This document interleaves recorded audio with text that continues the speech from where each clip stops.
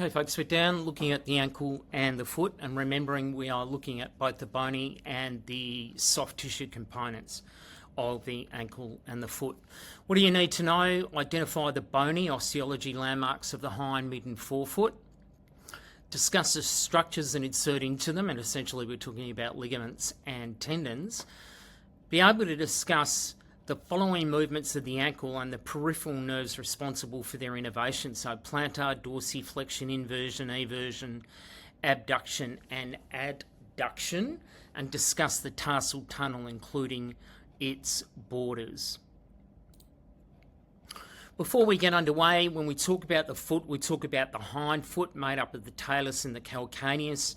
We talk about the midfoot being made up of the tarsals and the metatarsals, and we talk about the forefoot being made up of the phalanges.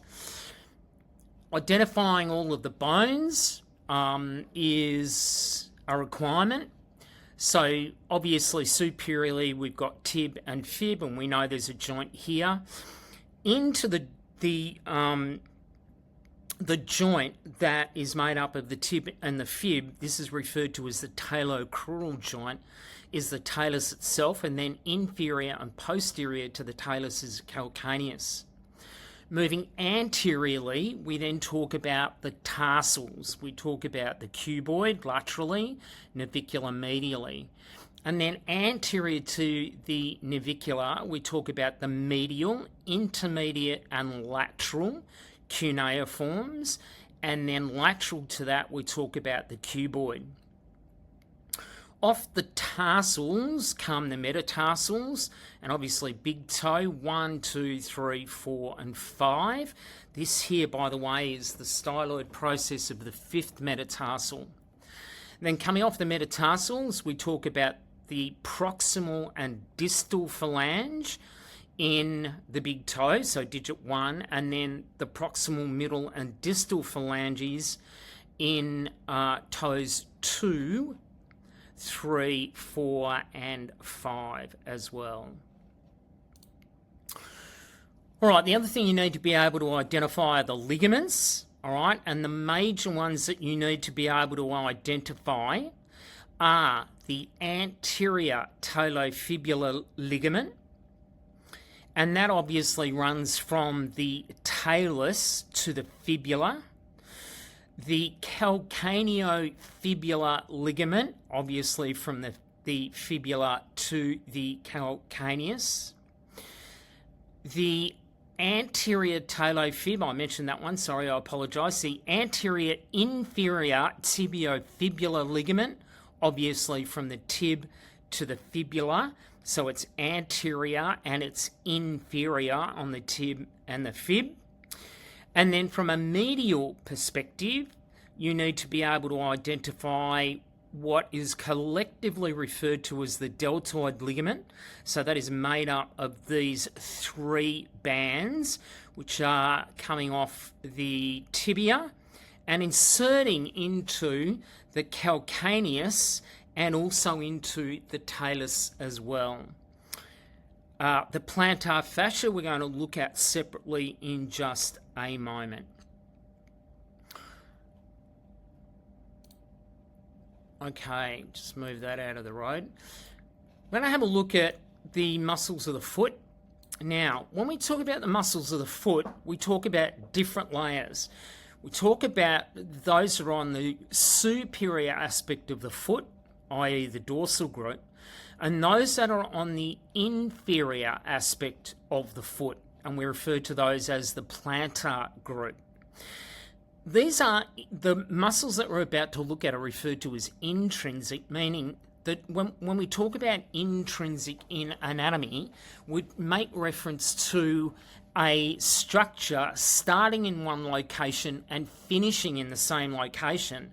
For example, when we talk about intrinsic muscles of the foot, we're talking about muscles that start in the foot and muscles that finish in the foot. We've looked at the extrinsic muscles, for example, tibialis anterior, start outside of the foot but finish in the foot. These groups that we're about to look at, so the 4 groups underneath the foot, i.e. on the plantar surface, and the one group on the top of the foot, i.e. the extensor or dorsal group. They're all intrinsic. They start in the foot and they finish in the foot. All right, so let's start with that intrinsic dorsal group. So on the superior aspect of the foot, extensor digitorum brevis, and as you can see from its origin and its insertion, it's going to extend toes 2, 3, and 4. Extensor hallucis brevis, hallucis means big toe, extends the big toes, its origin obviously on the dorsum of the foot, and then it's down into the distal aspect of the first metatarsal into the proximal phalange.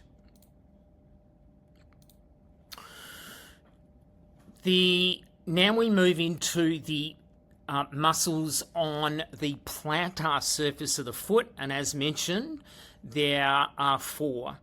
We're talking about, 4 layers. So plantar layer 1, which is the most superficial layer. That's a really bad diagram, isn't it? They come out of that.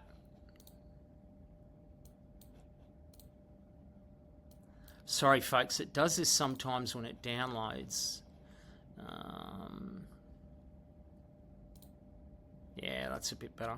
I might need to do that a little bit as I move along, although we're now on to layer 2, aren't we?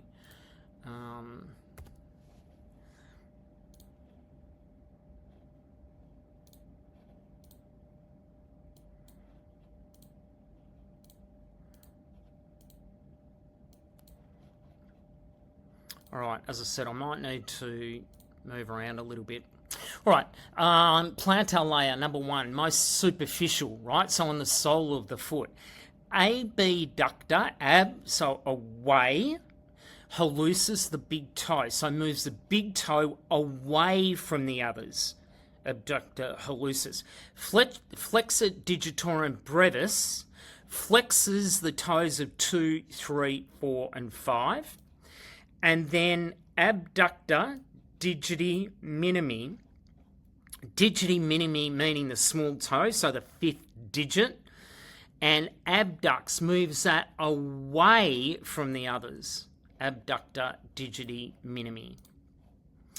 Quadratus plantae, so calcaneus down into tendons of the foot on the plantar surface, so it assists with toe flexion of all of those digits.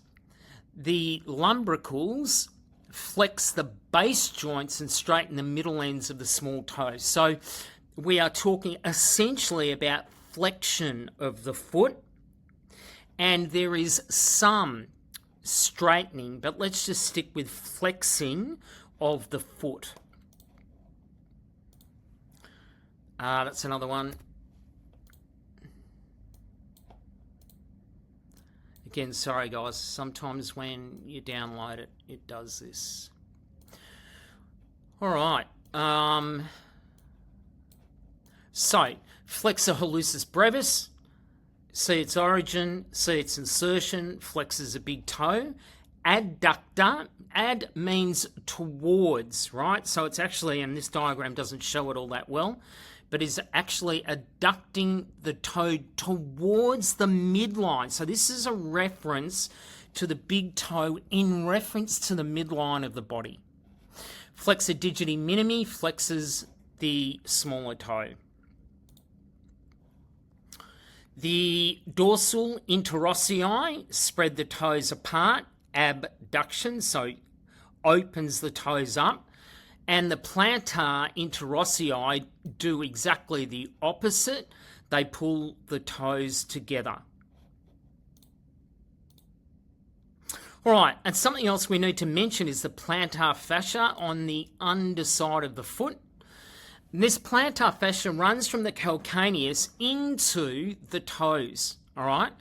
As a result, then, it supports the lateral longitudinal arch. Now, we've got an arch in the foot, a structural arch that runs laterally, and a structural arch that runs medially.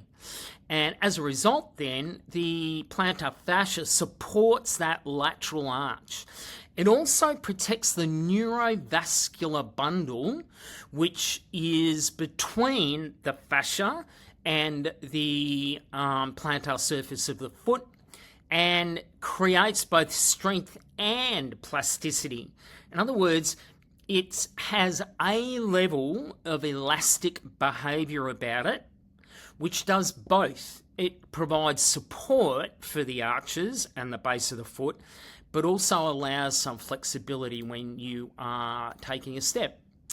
Right, and then the last thing we need to have a look at is the tarsal tunnel. Now, the tarsal tunnel runs medially in the foot. The border is in the medial malleolus and the calcaneus, and there is a fascial strip that runs between the two. As a result, on the underside, on the inner surface of that fascial strip, runs tibialis posterior, flexor digitorum longus, the tibial vein, the tibial artery, the tibial nerve, and flexor hallucis longus. When you are remembering the muscles are often referred to as Tom for T, Dick, flexor digitorum longus, and Harry, flexor hallucis longus. So Tom, Dick, and Harry. If you're remembering the vein and the artery as well, the mnemonic goes Tom, Dick, and a very naughty, or Tom, Dick, and very naughty Harry, with a reference to the tibialis posterior, the flexor digitorum longus, the posterior tibial artery, the posterior tibial vein, the tibial nerve, and flexor hallucis longus. All right, I think we're done. Oh, no, we're not. All right, and look, we've been over this anyway, but movements of the foot. We know we've got plantar flexion, so the foot angling away from the body, and dorsiflexion, the foot moving up towards the tibia. We know we've got inversion, where the big toe moves towards the midline, and eversion, where the big toe moves away from the midline. And we also talk about abduction and adduction of the foot. Essentially, turning the foot out is abduction, and turning the foot in towards the midline from the heel as the pivot point is referred to as adduction. And as I've talked about before, taking a step on the outside of the foot is referred to as supination, and having a step on the inside of the foot is referred to as pronation. All right, I'll leave it there.